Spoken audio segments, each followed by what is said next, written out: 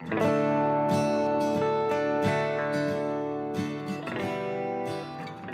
and welcome to another show of the Hutchinson's Veterans Outreach Program. Today I have with me Tim Burley. How you doing today? I'm doing wonderful. All right. It's been a busy time, but we're doing great. There's been a lot of changes in the last, few months. We're not out wandering around. Well, I can't say we're not, but I'm not wandering around. I've been basically staying home, doing the safe distance, and going around doing a little visiting with my neighbors at a safe distance, but keeping everything a little low-keyed. Well, as we spoke about before, is everybody has a role in this. It's how we contribute and how we can best contribute based on how we feel about the situation. Exactly. Whether we're participating or not participating, where our mental health is, where our physical health is. Those are all important during this time. So people who are staying at home have that right, as do people who go out have the same right. Exactly. Unfortunately, when we fall into the veterans category, we also fall into a whole lot of freedom categories. This is true. But when we are in the situation we're in now, we don't have a choice in a lot of matters of how do we take care of veterans in crisis and how do we take care of veterans in need and our community. Exactly. So we have a tendency to step forward and maybe put a little bit of our fear and risk, which is inherently trained into us, and say, okay, somebody's got to do it. It's going to be us. Exactly. I know, even with myself, like I said, I've been staying home for the most part, but we have been working at mask at our house, so that, yeah, we may not do the running, but I can pass them off to you and get them to where they need to go. Well, the American Legion has a group of mask makers. Yep. They've stepped up. We laugh about it because we call it the Underground Elastic Railroad, where we're getting masks that Lisa has made, and thank you for that, and many others throughout the state have made. We gather them and we take them to the VA hospital.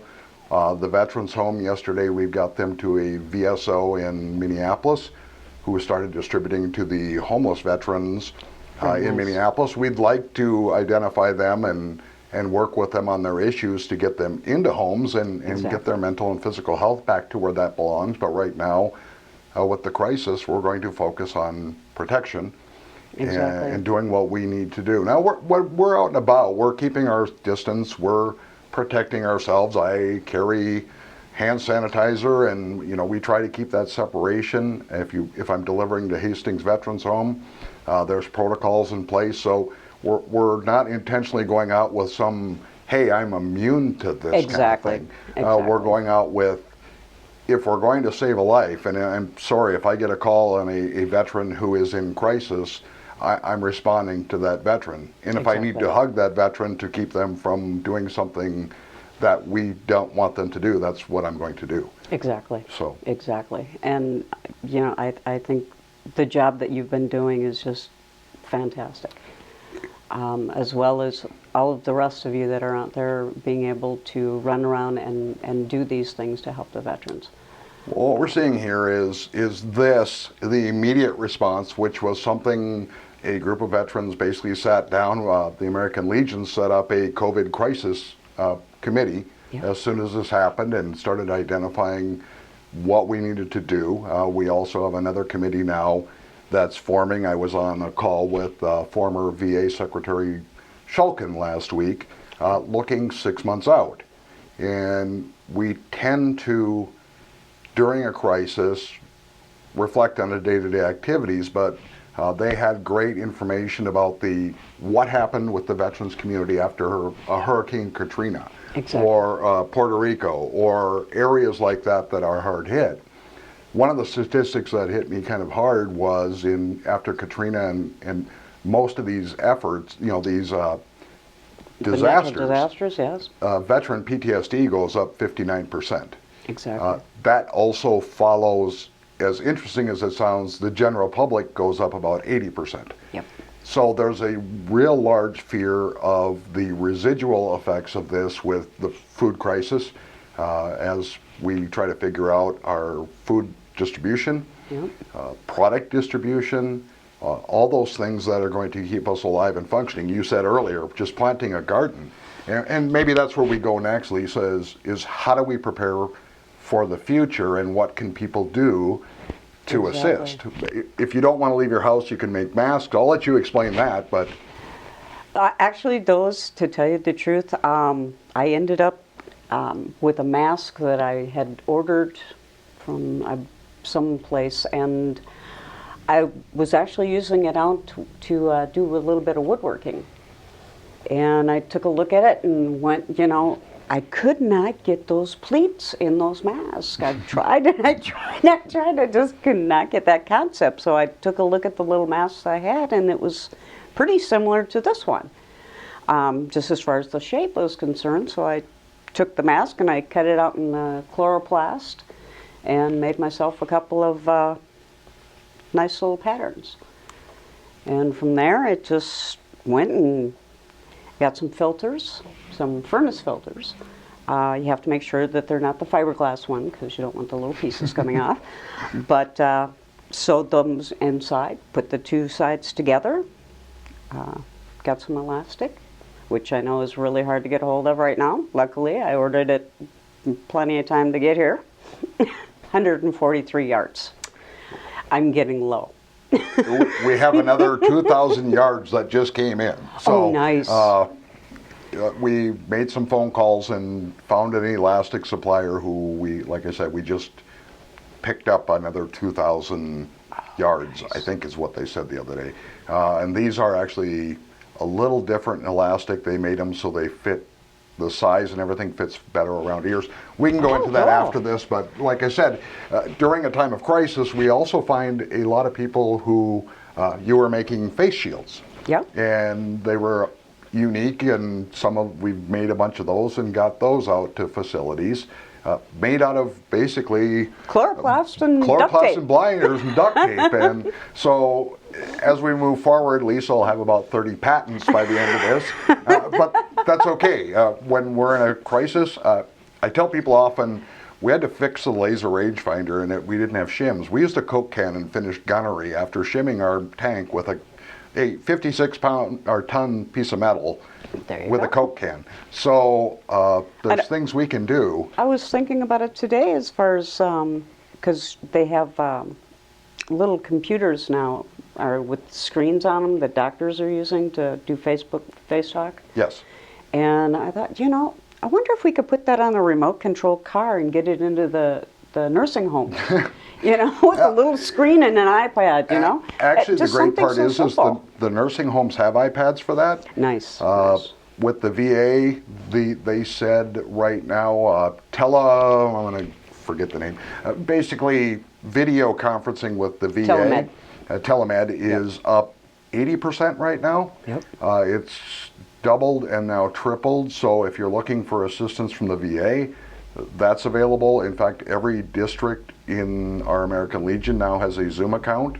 Nice. So veterans can reach out. Those will be going out. So we have a problem right now with elderly veterans who are shut in or closed in. In fact, at the VA facilities, they kind of realize you can't leave veterans in a room for a month and tell them you can't come out. That's not a good, no. So we were noticing suicides and things like that in our elderly community. So now we're reaching out with buddy calls. So if you're in Hutchinson and you're a veteran and you get a call from the American Legion or a member of the American Legion, don't feel threatened by that. All we want to do is make sure our brothers and sisters are okay. And if you need something, reach out. It's very important. We have enough inventory and enough things on hand to pretty much help any veteran. And you had mentioned when I came in, what else can we do in the community? Yep. We have veterans and farmers right now who are suffering because of hog production and cattle production and processing. Yep. We just got stimulus checks. We're talking about a meat shortage. I think I just paid $2.10 a pound plus $100 processing for a quarter of a cow. And that's not something you're going to notice at the grocery store. No, the same steak was this thick as opposed to the inch thick, and it was $9.96 a pound. So I saved $7.86 a pound on beef. So our farmers are struggling, so our veterans community, in fact, Several veterans yesterday went together and bought 6 hogs and donated them to the food shelves in their area. They also donated a bunch to the Eagles Healing Nest, where they have right now are taking in veterans, and veterans are actually, I was there yesterday, they're renovating and trying to flip a whole building. They have another about 20 to 30 veterans they took in. Very nice. That Very nice. MACV and other organizations weren't able to accommodate. The VA couldn't accommodate them for mental health. So we've got more counselors there, we've got more programs there. Our Welcome Home Vet initiative, which started in Hutchinson, will actually have a building there for training and for the transitional troops. Saluting Community Heroes, which is in Hutchinson. The big veterans dinner we did in November. Exactly. We were able to put $60,000 out yesterday into direct veterans care. So that includes veterans needs, which is food, housing, we did a large chunk to the Eagles Healing Nest because they have 100 plus veterans there who they're feeding every day. Exactly. Housing, heating, all that. Some of it went into the spiritual suicide stopping part of it. Our local McLeod County Veteran Service Organization, Meeker County Veteran Service Organization will be getting funding from there. So once again, we had to put the gas to the pedal to the metal to get that money distributed, because we had to come out, with IRS regulations and everything. We were taking our time getting all the documentation in order. Once we learned Zoom and once we learned more about the computer. I have not learned Zoom yet. Once we learned those programs, in fact, I tried to teach my 80-year-old mother yesterday how to use Zoom, which was quite interesting. Oh no. I don't know how she'll deal with it, but like she said, as long as I can see my grandchildren, I'm happy. So there are so many things going on out here in the veterans community that I think people would be overwhelmed with how much work's being done. We had the Park Elementary reach out the other day. They put a thing out because all the students are at home. Yeah. The teachers at Park Elementary put together a yearbook for the students, and they're having Standard Printing here in town print them, and got a nice. price to do that. They were looking for donations. We made some calls with our American Legion leadership, and we're donating enough money so every child, and I'm going to stick this back on. Every student at Park Elementary will be getting a free copy of their yearbook this year. Oh, nice. And that's your veterans stepping forward and saying, this is our children and youth, and we're going to help take care of them. And that into other veterans communities. We're blessed here with the school buses and people running meals to children in other communities and small southwest Minnesota towns.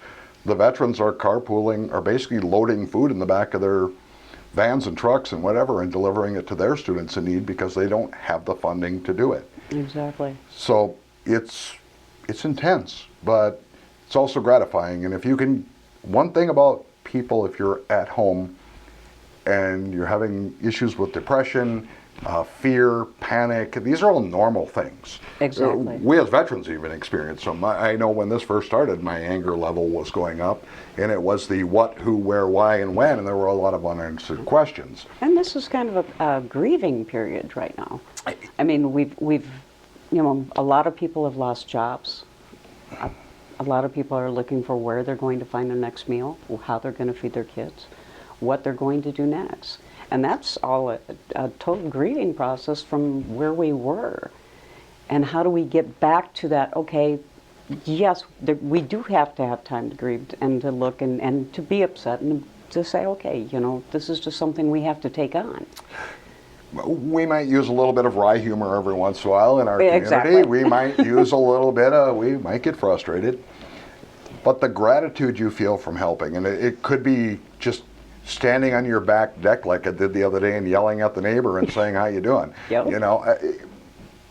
It's that cheerfulness that actually picks you up. And I think I tell people this all the time, and especially the veterans that I find in crisis, is gratitude does not allow for depression. Exactly. And so if you feel gratitude and you feel the dopamine and the adrenalines and all that flowing through your body, Yep.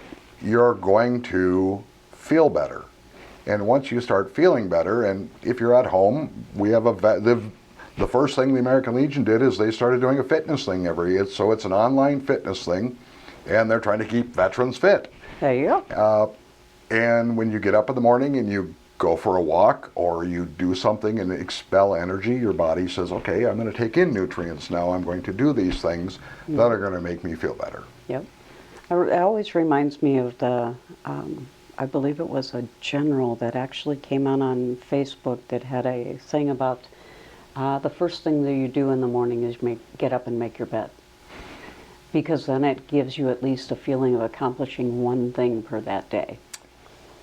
Yes, and in basic training, sometimes that great well, feeling... you have no choice in basic training. If you made it correctly, you were doing well. If you didn't make it correctly... You gotta make it again. You know, I always said it's harder to bounce a quarter than a nickel, or a dime. But that is what it does, is it teaches you to wake up with a positive mental attitude and accomplish something. Yep. So we might feel right now during this time that we haven't accomplished a whole lot. You'd be surprised at what we're accomplishing. We're going to come out of this with a different understanding of where we are and who we are. Exactly. And that we can make that positive or we can make that negative. Exactly. Bottom line, it comes to our choice. I hope people make the choice to come out of this positive, adjust, as we say, adapt and overcome. Exactly. Exactly. I know I was... You were talking about standing out on your patio yelling over to your neighbor, and that gives you a sense of accomplishment. I totally understand that. I had a lady that was visiting our next door neighbor that lived a couple blocks over, and she had brought her little girl over to visit the neighbor, and so I went out there and I said, by the way, I said, do you need any face masks? So I gave her a couple of face masks, and I said, does the little one want one?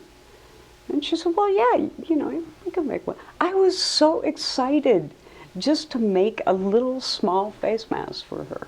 I mean, that gave me such pleasure just to be so grateful to be able to give that to her, Well, we had another I met another veteran in town, and we have a lot of interests. We talked on the phone, and we loaded up one day and we kept our distance. We went down to the park.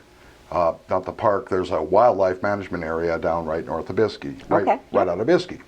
So we went, parked, pulled out garbage bags. We had our 10-year-old sons who were in the same class together. They got to spend time together. And we picked up 2 large garbage bags full of garbage. Yeah. And also taught the boys about different plants, vines, the value of river, and ecosystem. The hilarious part is none of us realized it was Earth Day until we got home that night. My son said, by the way, it's Earth Day today. So we were doing our part. Earth Day's every day. We talk about that, but instead of sitting in the house and staring at a TV or staring at a video game or getting angry at each other, take your children, go to nature, which is perfectly safe. Exactly. And start teaching. Oh, my grandfather used to do that. Now I'm doing it. We're getting back to things that were wholesome and that helped our community. Exactly. And the more and more people we get to do that, we can come out of a coronavirus a much stronger America than when we went in. I agree. And the things that we can teach the next generation, things that have been starting to be lost. Put it to you this way, I talked to a few of my nieces and nephews and found out that, well, basically not very many of them can actually sew because they were never taught. Mm-hmm. And it's like just a simple hand stitch. And it's like little things like that. It doesn't matter whether you're a boy or a girl. You should really know how to at least sew a little bit, Well, I mean, there's a going joke cooking. here, and I hope my wife never watches this show, but I do the laundry. I also do all the sewing. There you go. And I learned to sew in the Army because when a button fell off, you sewed it back on. When you had a rip in your pants and you were downrange, you sewed up the rip. I always carried a kit. In fact, I still have kits. Yep. So I'm still using the thread from 1991. So it's probably, surprisingly, it hasn't deteriorated, but these little things that we learn. My 10-year-old likes to make a lot of his own meals. and we teach them how to do that, follow recipes. Yes, we can come out stronger. Exactly. I haven't met very many veterans who couldn't sew when it came down to emergency. Exactly. It's most like of us needle would thread hay. It's pretty I think I told my straightforward. doctor once I have a hard time coming to the doctor, and if my arm fell off, I'd probably try to duct tape it or sew it on before I came in and see if I could do it myself. Now that sounds bad, but Nope, that's I about totally understand the that one. mentality we have there. So in Hutchinson, and our surrounding communities, if you're a veteran, and I can't reinforce this enough, we've got people, places, things, financial assistance, name it, that we can help you with. Exactly. Now, we're not looking for people to take advantage of that situation, because we can't go and do like the federal government and print our own money and just start sending it out. I'd love to be able to do Yeah, that. the federal government might get a little upset with that one. But there are enough resources that we were talking about service dogs, Yep. and they're doing service dog training at the Eagles Healing Nest. Disabled veterans with finding jobs, we're working on that. So with the drone flight, with the Welcome Home Vet program, we've got a drone FAA certified course for them to take and get their drone flying license. You can fly a drone from your wheelchair. Exactly. That would be fun. Yes, and this group does it in virtual reality, so you get to put a neat headset on and basically see America as you fly around a drone. Okay, so we may have to go up there and maybe do a shoot up there and. I think that's Check it out. I think that's in the future planning. We'll probably.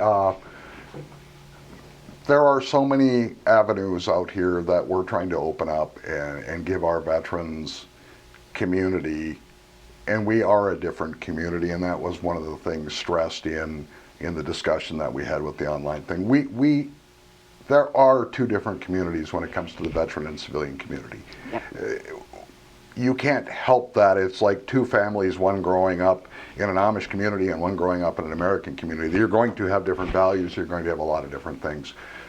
The bottom line is we try to respect others through this.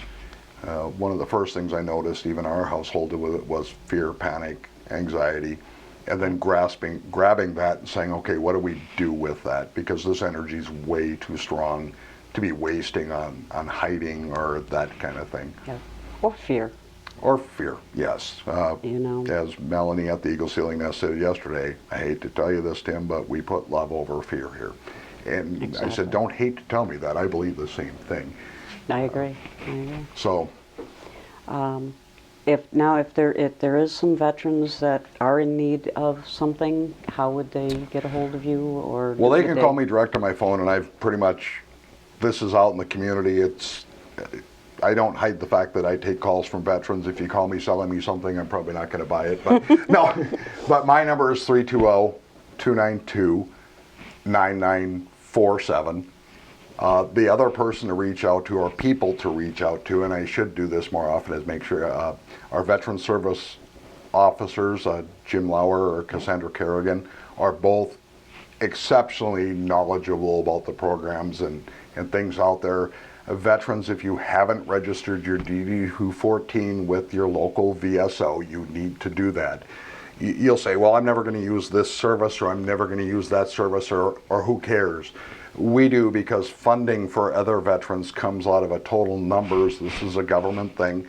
It's the same as the coronavirus. We're not testing a community with 50 people. We're not putting all the resources there. We're going to put it into Minneapolis, St. Paul, Exactly. where we have a lot of people. We lose out on funding because of things like that. Now, we're the people who say, well, we don't need funds, we're proud, all that fun things. The veterans industry, I'm going back to 2015, we're at $281 billion of donations or funding for the veterans industry, and it was short. So if that gives you any kind of clue of what it costs, our freedom isn't cheap. Exactly. But we are here to help each other, and to give each other a hand, or do whatever we need to do to help in our communities. We're seeing a lot of people step forward. Churches, the Chamber of Commerce, we're just putting out business things, SWIFT with their small business and helping small businesses out. They're out there, there's resources available. The first thing we want to do is keep those resources strong, because Exactly. without them we fail. Secondly, support those resources. Third, plan accordingly. Budget your money, plan your food supply, plan what you need. What are your necessities? I know I sound like I'm going down some kind of rabbit hole that's No, scary, that's but that's not a rabbit hole when we start thinking about the grand scheme of things. Is every day, if we're prepared for life, we're going to find ourselves much better off living a life that we choose. Exactly. I know one other thing I wanted to say is, like, you know, if you are home and you need something to do, like I said, even with the face masks, it's like, this is not even a drop in the bucket of how many that are needed right now. Not even close. But it reminds me of the parable about the starfish Oh that no. had washed up onto the beach, and here was the little kid throwing back the starfish. And an older gentleman came up and said, "You're not making a difference to the starfish." And he said, "To that one that he threw in, I am." There you go. And next time we get together, I'll discuss the starfish story a little bit more in detail, because you just hit home. Melanie at the Eagles Healing Nest calls me starfish because I'm the person she calls to vent, and then I tell her I have to regrow appendages after she gets her anger out. So with that, Right. Well, thank you very much. I that was appreciate wonderful. you. I hope everybody appreciates what you're doing in the community just by getting information out like this, and hopefully everybody enjoys the conversation and maybe a little bit of banter. Oh, definitely, definitely. Thank you very much. You have a great day. You too.